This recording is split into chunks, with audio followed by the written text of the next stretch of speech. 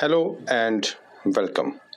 While the world eyes are fixed on the borders of Eastern Europe and now on Iran and Israel, as far as more consequential war is being fought 4 kilometers beneath the ice of the North Pole.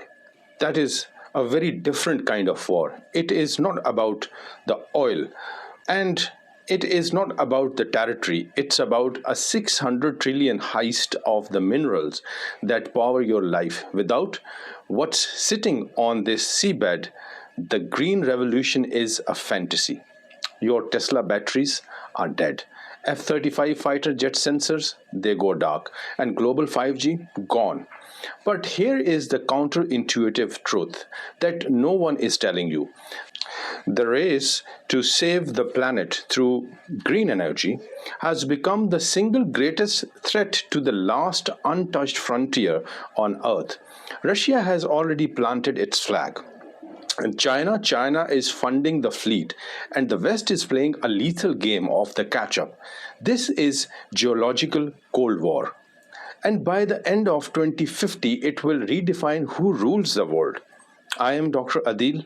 You are watching In Focus, and let's go in focus. Look at your phone.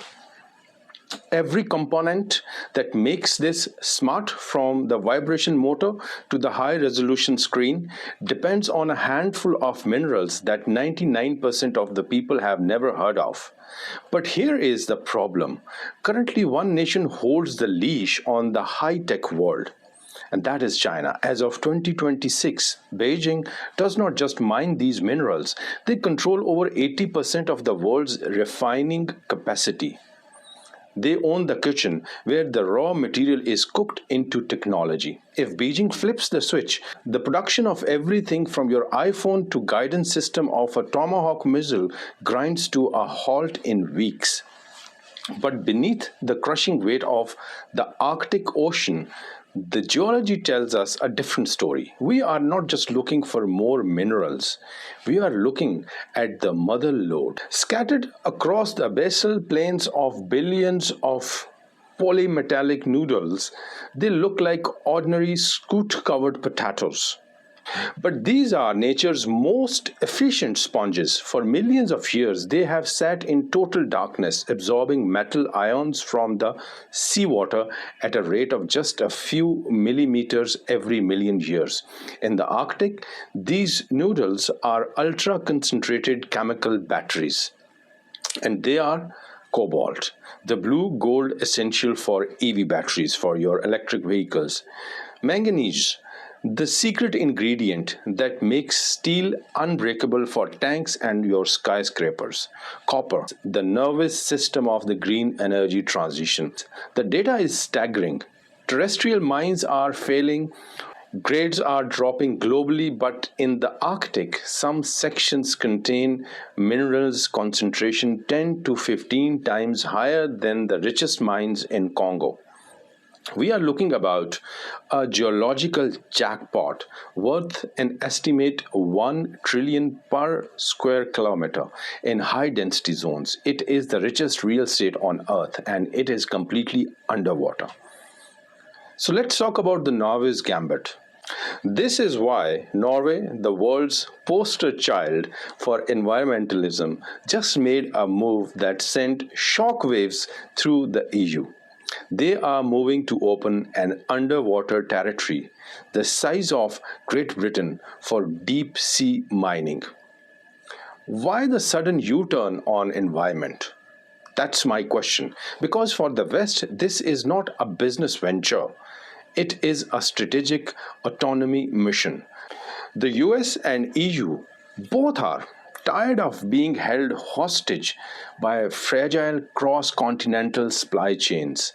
By tapping into the Arctic, the West could effectively de-risk from China in a single decade. But there is a massive catch. Let's talk about it. Mining at 4,000 meters deep in sub-zero temperature is like trying to mine on the surface of Mars. The pressure is 400 times greater than at sea level. The technology barely exists. It's a $1 trillion gamble. Can we build the robots to harvest the ocean floor before our land-based resources and our geopolitical leverage run out? This isn't just about rocks. It is about sovereignty land grab that likes of which we haven't seen since the 19th century. At the center of all this is Lomonosov Ridge, an underwater mountain range that Russia claims is theirs, connecting the North Pole to the Russian mainland. In 2007, they planted a titanium flag 4,000 meters down. Today, they are not just planting flags, they are building a legal and military fortresses. If the UN Commission validates Moscow's claim, Russia does not just get access, they gain exclusive rights to an area of 1.2 million square kilometers. That is a mineral treasure chest, size of the France, Germany, and Italy combined. For Vladimir Putin, the Arctic is the new Middle East. Russia already extracts 20% of its GDP from the Arctic, but that's mostly oil and gas. Their pivot is now towards the 5 billion metric tons of standard fuel equivalents and trillions in rare earth minerals buried in the ridge. Russia has reopened over 50 Soviet-era military bases in the high north. The goal? They are not just mining, they are gatekeeping the Northern Sea route, ensuring every ship and every drill operates under their watch. Let's talk about China, the shadow partner. Here is the part most analysts miss. China has no Arctic coastline. They are around 1,500 kilometers away, yet they call themselves a near Arctic state. Why? Because they have the cash Russia needs. The ice Silk Road has accelerated. China is currently funding 80% of Russia's Arctic LNG projects and providing the deep sea robotics Russia lacks. In early 2026, Chinese icebreakers, they have completed their largest ever Arctic expedition. They are not just studying the seals, they are mapping the mineral veins. NATO is too slow to reach. For China, this is a monopoly insurance policy. If they control the land mines and the sea mines, they control the century.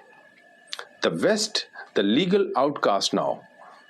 Look at the United States and EU. This is where it gets embarrassing.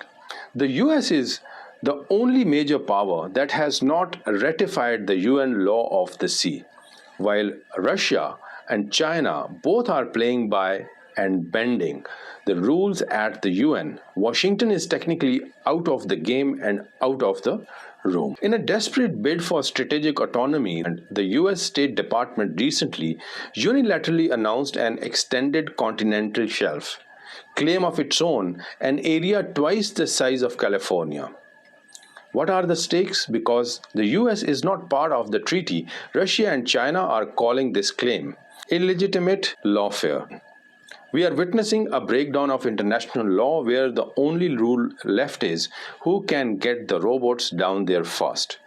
We are looking at the collision between Russian sovereignty, Chinese capital, and Western technology.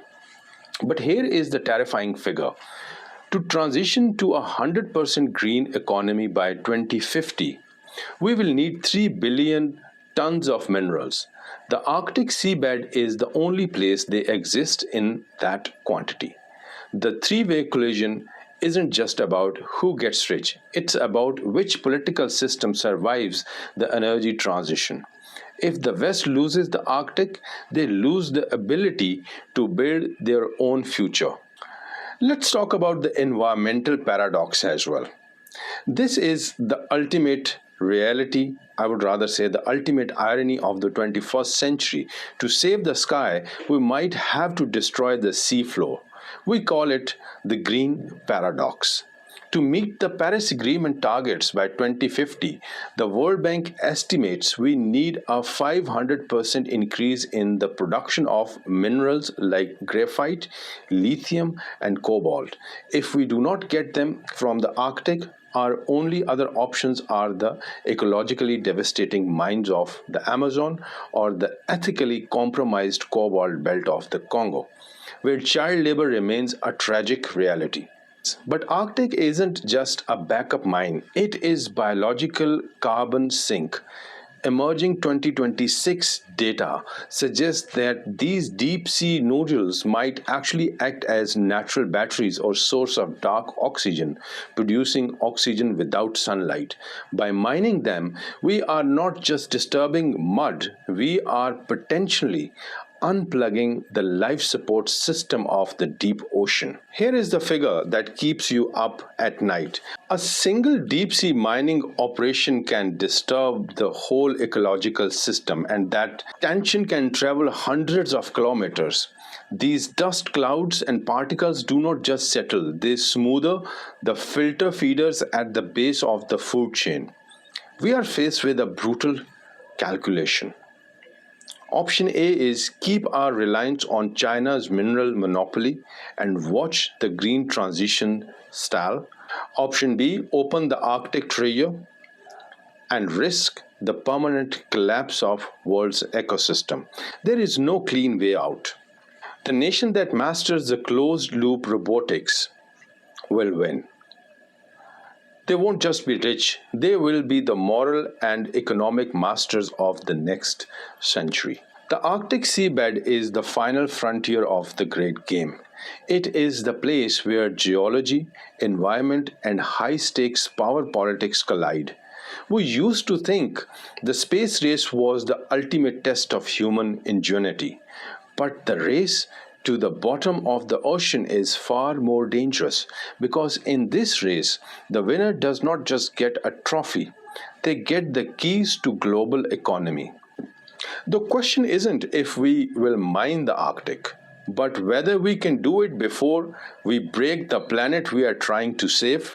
I am Dr. Adeel. If you want to understand the forces moving behind the headlines, stay in focus. Hit the subscribe button and let me know in the comments, is the green revolution worth the price of the Arctic?